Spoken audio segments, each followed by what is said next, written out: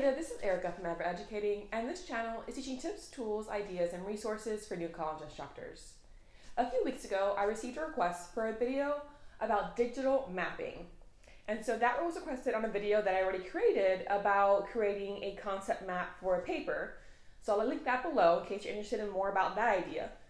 But today I thought I'd break this up into 3 different ways you could approach assigning a digital map for your students.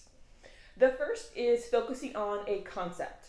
So having students map a concept in your class. Now this can be a very straightforward concept. So like here's a term. Now create connections to it using a map of how this term can apply to multiple books we've read, or it might be how it can apply to multiple real world situations, whatever the case may be. Or you might have the concept being a process. So this is the process, here's how it works. Go ahead and map it out given this scenario. How would that work in this scenario? Or map it out if something was wrong with it. If the situation happened and now it has to be changed to deal with the situation, how would that map shift?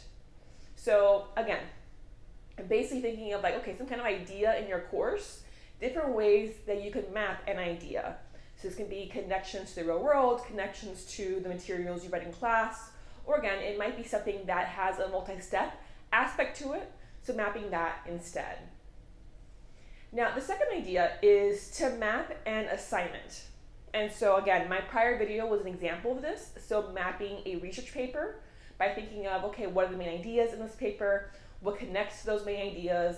All right, now what order should they appear in the paper, etc., etc. Right? So that's one example of an assignment that can be mapped, but others can be as well. So maybe you have a course where students are creating a website. Well, before they click that button to start, go ahead and have them map, maybe on paper or maybe digitally, what their navigation system will look like, because you want to make sure that it's user-friendly. So, well, what are going to be the menu tabs on your website? How about the sub-pages? How are they going to connect with one another? Are you going to have a footer or a sidebar that has connections?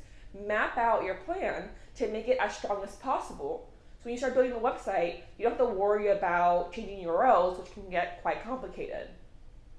So what kind of assignment can be potentially mapped? Now this could work for not just like writing or for designing websites. It can also work for things like maybe a biology course. Go ahead and map how this process of the body, works. So here's maybe like a outline of the human body. Map out where in the body does this thing occur, right? It occurs here, here, and here. Okay, like what happens first, what happens second, what happens third.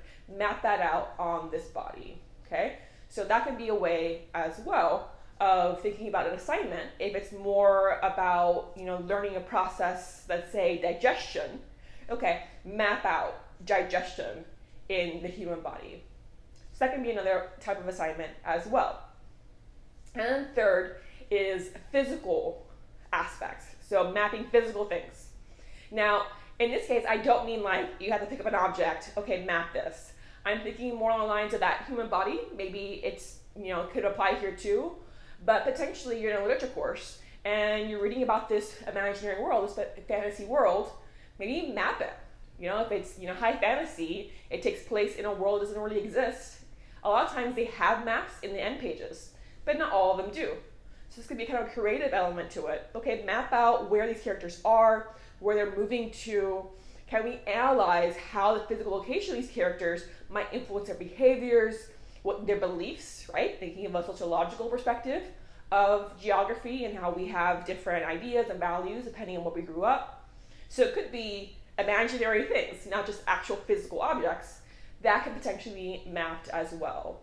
If you're in some kind of design or architecture course, maybe have them curate, right, an actual map of the house that they're imagining building for an assignment. So create a floor plan, a blueprint of this particular building, whatever the case may be.